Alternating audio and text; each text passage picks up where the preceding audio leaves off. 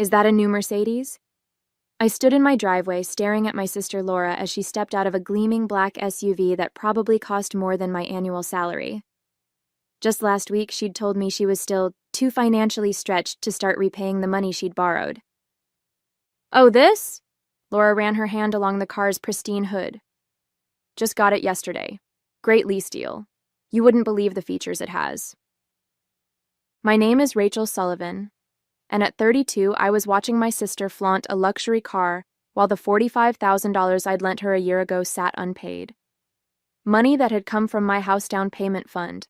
Money I'd saved over years of careful budgeting and overtime work at my graphic design firm. I thought you were in financial trouble, I said, trying to keep my voice steady. That's why you needed to borrow money, remember? To avoid bankruptcy? Laura waved her hand dismissively. I still am. This is different. It's just a lease. Besides, I needed something reliable for work. I remembered the day she'd shown up at my door in tears, mascara running down her face, how she'd sobbed about mounting credit card debt, about possibly losing her house, about needing help, just this once. I'd written the check that same day, draining most of my savings because that's what sisters do. They help each other. Your old car was only 3 years old, I pointed out, and you promised to start repaying me after 6 months. Don't be so uptight, Rachel. You're doing fine. You've always been good with money. It's not like you really need it right now anyway. She pulled out her phone, checking her reflection in its screen. Oh, did I tell you I'm planning a trip to Europe this summer? You should come, though it might be a bit expensive for you. I stood there speechless. The casual way she dismissed my loan, the implicit suggestion that being good with money somehow meant I didn't deserve to be repaid, the audacity of inviting me on an expensive vacation while owing me thousands, it all hit me at once. Actually, I do need the money, I said. I'd planned to use it for a house down payment.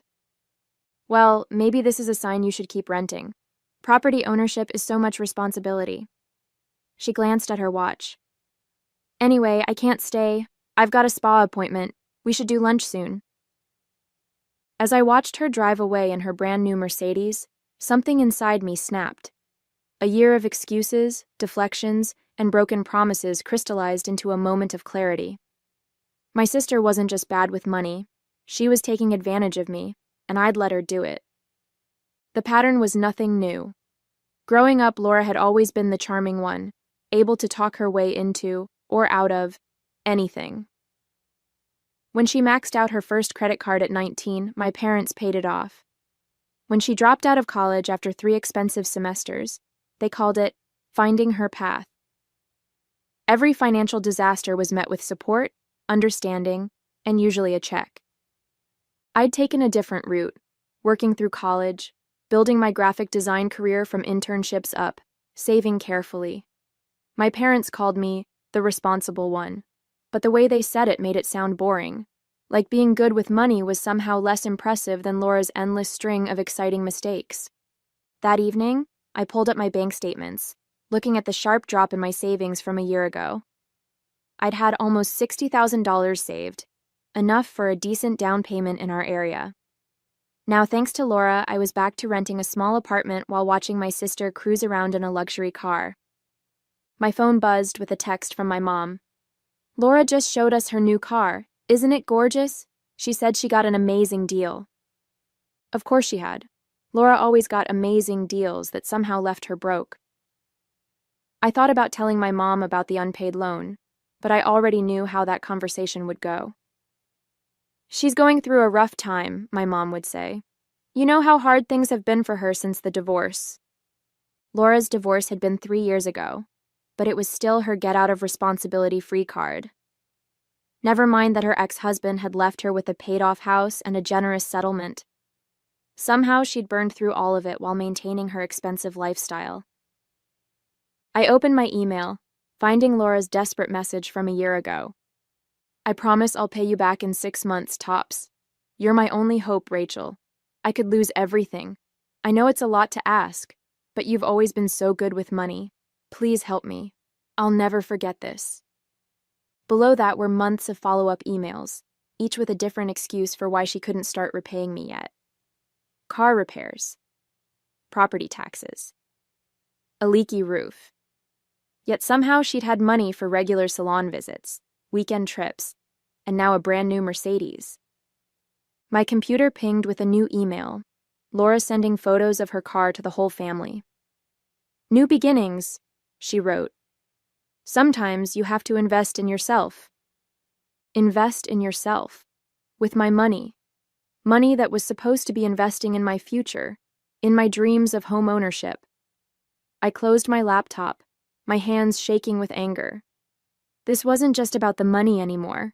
It was about respect, about family, about being taken for granted. The next day I started gathering evidence. Every email, every text message, every bank transfer, I documented it all. My graphic design training came in handy as I created a detailed timeline of Laura's promises and excuses. The pattern was almost laughable. Urgent pleas for help followed by months of evasion, sprinkled with casual mentions of her latest splurges. I even found the napkin where she'd scribbled her repayment plan that day in my kitchen. 6 months tops, she'd written, complete with monthly payment amounts she'd never made. I'd kept it, thinking it might matter later. Now it sat in my growing file of broken promises. My phone buzzed with another text from Laura. "Hey sis, some friends are planning a spa weekend next month. You should come. We could do a payment plan for your share." I stared at the message in disbelief. She was inviting me to spend money on a spa weekend while sitting on $45,000 of my savings. The sheer audacity of it made my blood boil. That evening, my cousin Jenny called. "I saw Laura's new car on Instagram," she said cautiously. "Isn't that the same sister who borrowed your house down payment?" "The very same," I replied. "Rachel," Jenny's voice turned serious. "You need to do something. This isn't okay. My husband's a lawyer. He keeps saying you should have gotten something in writing." She was right, of course. I'd trusted family instead of protecting myself, but it wasn't too late to fix that mistake. "You know what will happen," Jenny warned. "The whole family will say you're being harsh. They'll tell you to be understanding because she's going through a hard time." "She's been going through a hard time since high school," I said. "Meanwhile, I'm the one living in a one-bedroom apartment because my savings are sitting in her driveway." After hanging up, I opened my laptop and started researching small claims court procedures. The maximum claim amount in our state would cover most of what Laura owed me. I also found templates for formal demand letters, the first step in legal proceedings. My hands shook as I typed Laura's name into the template. This would change everything. No more family dinners pretending everything was fine. No more playing the understanding sister while watching Laura spend my money. No more being the family ATM. But as I looked around my small apartment, at the life I'd put on hold to help her, I felt my resolve strengthen. Laura had chosen her priorities when she bought that Mercedes.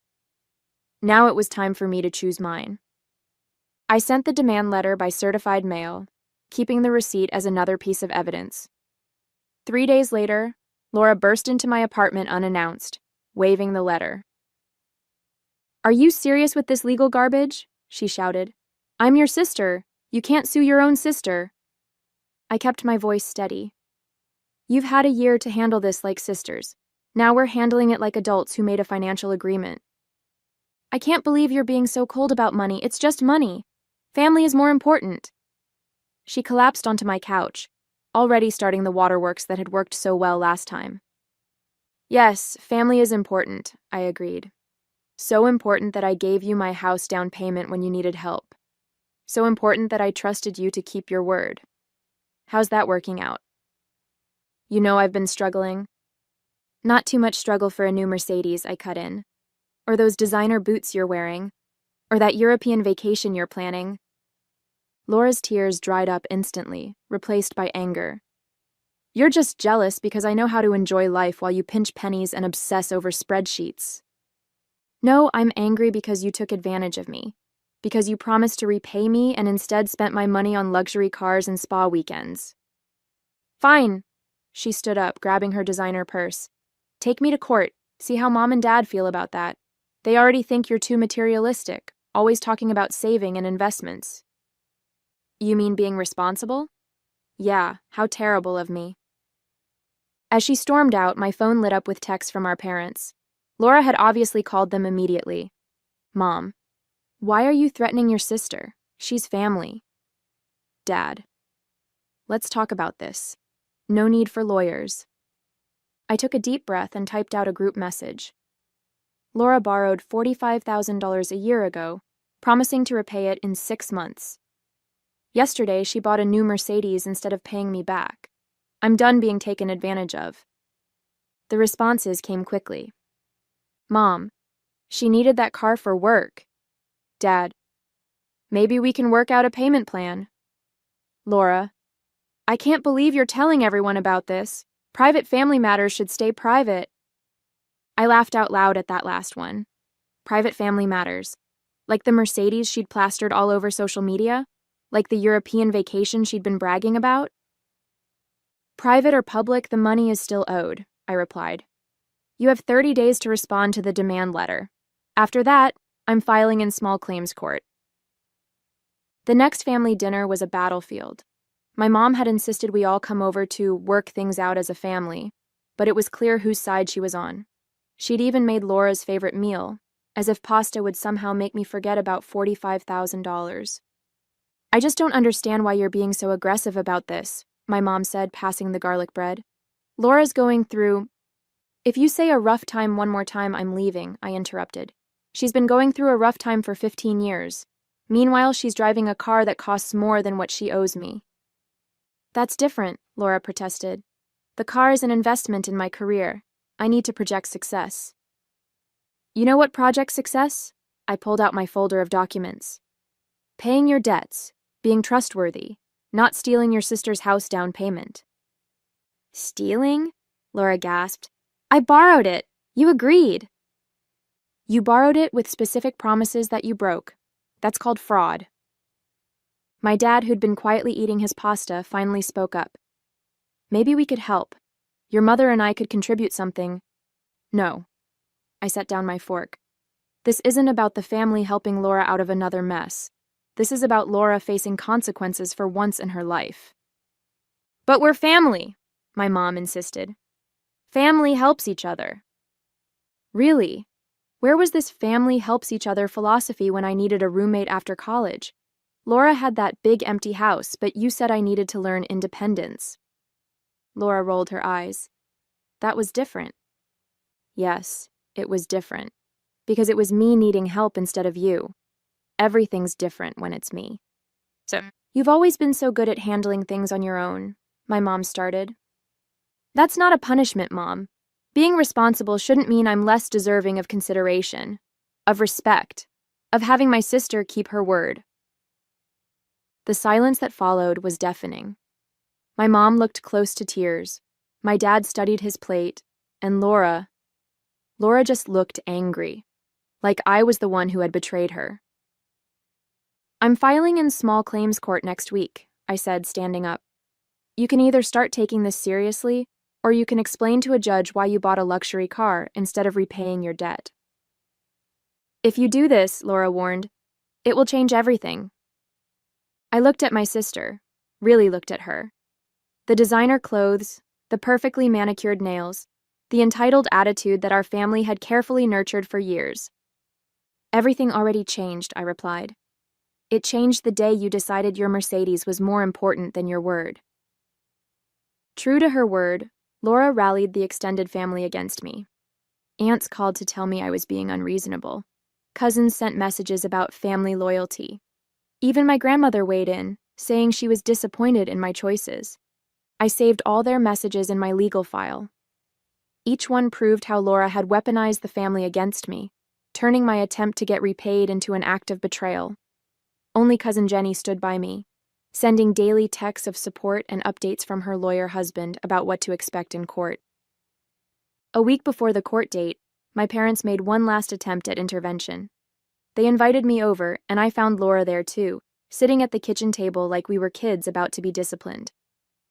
We have a proposal, my dad said, pulling out his checkbook. We'll pay half of what Laura owes you. You can drop the court case, and we can put this whole ugly business behind us. That's very generous of you, I replied. But no, this isn't about you fixing Laura's mess again. It's about Laura facing consequences. I could lose my car, Laura burst out. They might repossess it if I have to pay you back all at once. You should have thought about that before buying it with my money. It wasn't your money anymore. I borrowed it. That's not how loans work, Laura. You don't just get to decide you're keeping it. My mom started crying. Please, Rachel. This is tearing our family apart. No, Mom. Laura's actions tore this family apart. I'm just refusing to pretend it didn't happen. But she's your sister, my dad tried again. Yes, she is. And as my sister, she should have respected me enough to keep her word. To not buy luxury cars while owing me money. To not treat me like a bank that doesn't need to be repaid. Laura stood up suddenly. Fine. You want to destroy this family over money? Go ahead. But don't expect me to ever forgive you. I watched her storm out, remembering all the times I'd seen this same performance. The dramatic exits, the tears, the guilt trips. They'd always worked before. The family would rush to soothe Laura, to fix things for Laura, to make excuses for Laura. Not this time. I'll see you in court, I called after her. Then I turned to my parents. And if you try to pay her debt for her, I'll name you as co-defendants for attempting to obstruct justice. My dad's face went pale. My mom's tears stopped abruptly. For the first time, they looked at me not as the reliable daughter they could take for granted, but as someone capable of standing her ground. The morning of court, I arrived early, dressed in my most professional outfit and carrying my carefully organized file of evidence. Jenny came with me for support, while her husband had helped me prepare my presentation to the judge. Laura showed up late, of course. She breezed in, wearing designer clothes and carrying a new handbag that probably cost more than my monthly rent. Our parents sat behind her, looking uncomfortable in the small claims courtroom. The judge was a no-nonsense woman in her 60s who listened carefully as I presented my evidence, the original bank transfer, Laura's written promises, the timeline of excuses, and photos of her recent purchases, including the Mercedes. When it was Laura's turn to speak, she tried her usual tactics. She cried. She talked about family loyalty. She mentioned her divorce from 3 years ago. She explained how the car was a necessity for her real estate career. The judge wasn't moved. Ms. Sullivan, she addressed Laura, are you telling me you purchased a luxury vehicle while owing your sister $45,000? It's just a lease, Laura protested, and I needed it for work. That's not what I asked. Did you buy a new car instead of repaying your sister? Well, yes, but... And these vacation photos posted on your social media last month? Was this trip necessary for work as well? Laura shifted uncomfortably. No, but... Miss Sullivan, this court takes a very dim view of individuals who demonstrate such blatant disregard for their financial obligations. Your sister provided substantial evidence of both the loan and your ability to repay it, had you chosen to do so. I watched Laura's face as she realized her usual manipulations weren't working. The judge wasn't family. She couldn't be swayed by tears or guilt trips or claims of hard times. Furthermore, the judge continued, your social media posts suggest a pattern of frivolous spending while actively avoiding your debt.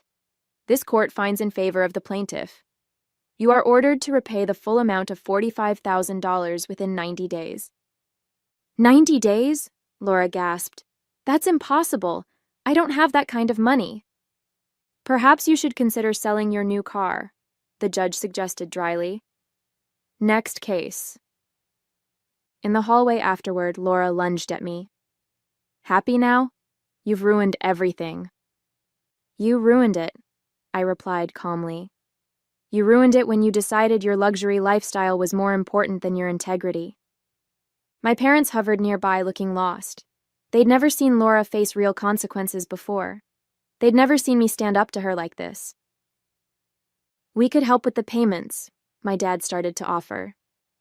Don't you dare, I cut him off. She got herself into this mess with her choices. She can get herself out the same way. As I walked out of the courthouse with Jenny, I felt lighter than I had in months. The money mattered, yes, but this was about more than that. It was about standing up for myself, about refusing to be taken advantage of. about finally breaking the family pattern of enabling Laura's behavior. The aftermath of the court case rippled through our family like a tidal wave. Laura had to surrender her Mercedes to pay part of her debt to me.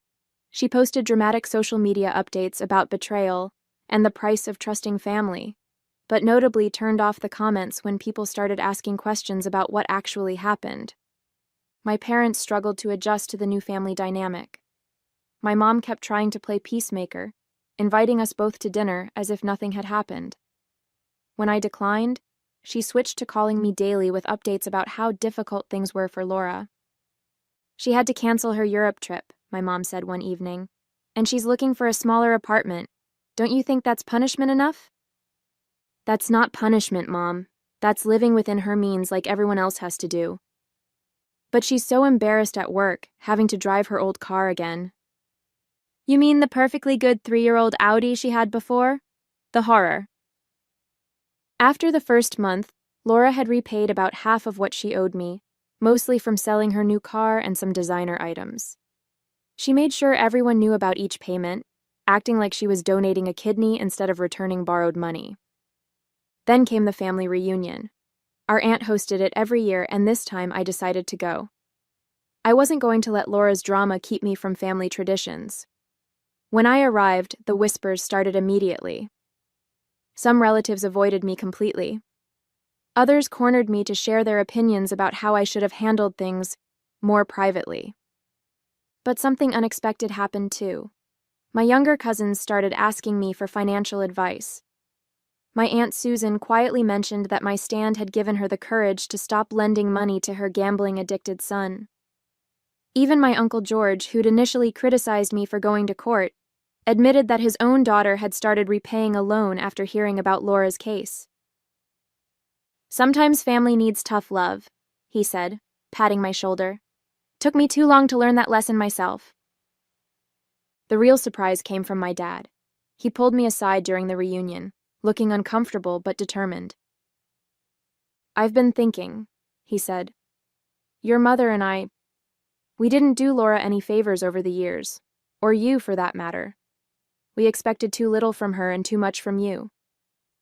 Dad? No, let me finish.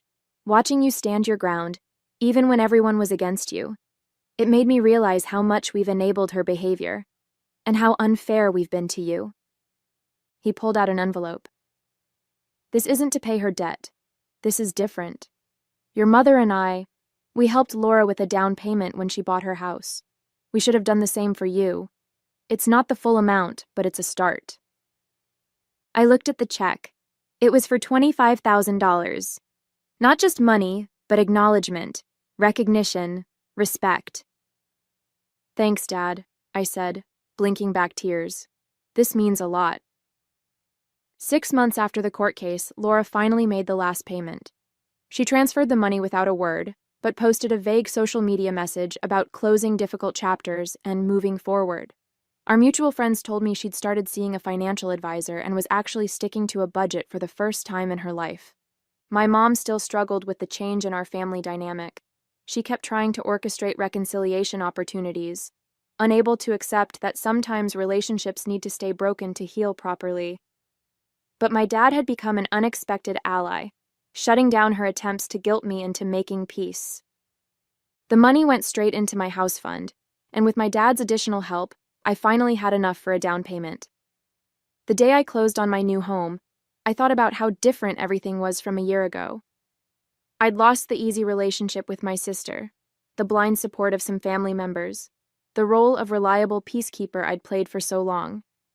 But I'd gained something more valuable, self-respect, the knowledge that I could stand up for myself, even when it was difficult, even when it hurt, even when everyone expected me to give in, like always. Jenny helped me move into my new place, and as we unpacked boxes, she handed me a framed quote she'd designed herself, putting her own graphic design skills to work. It read, "Sometimes the highest price of peace is your self-respect." I hung it in my home office, a reminder of lessons learned and boundaries earned. At my housewarming party, I watched my transformed family dynamics play out in real time. Laura didn't come, but she'd sent a card, store-bought, with a simple congratulations and her signature. No fake sentiments, no dramatic statements, just acknowledgement from a safe distance. My parents came early to help set up. My mom still looked sad when she mentioned Laura's absence, but she didn't push the issue. My dad took me aside to show me a spreadsheet he'd made to track his own expenses. He'd finally started managing the family finances instead of letting them spiral out of control. Cousin Jenny brought her famous lasagna and a bottle of champagne. "To new beginnings," she said, "and to standing your ground." Other relatives who'd initially criticized me now asked about my experience buying a home, some even admitting they wished they'd been stricter with their own family lending. The house wasn't as luxurious as the one I might have bought a year ago, before Laura's loan drained my savings. But it was mine, earned through hard work and protected by newfound strength. Each room represented not just my financial investment, but my investment in myself. Later that evening, I found a quiet moment to sit on my new back porch, listening to the happy chatter from inside. A year ago, I'd been the family peacekeeper, the reliable one who would sacrifice anything to keep everyone happy. Now I was something else, something stronger, clearer, more defined. Sometimes family bonds have to break to reset properly. Sometimes the most loving thing you can do is hold someone accountable. And sometimes losing what you thought you needed helps you find what you actually deserve.